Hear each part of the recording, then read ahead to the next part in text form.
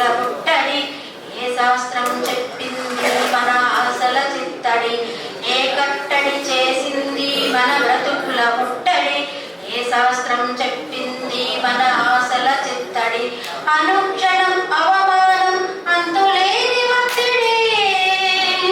అనుక్షణం అవమానం అంతులేని ఒత్తిడి విప్పుకోని తప్పుకోని వీలు లేని పీఠముడి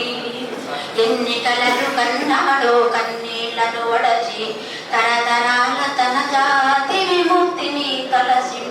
కాలానికి ఎదురేదిన వైతాళికుడు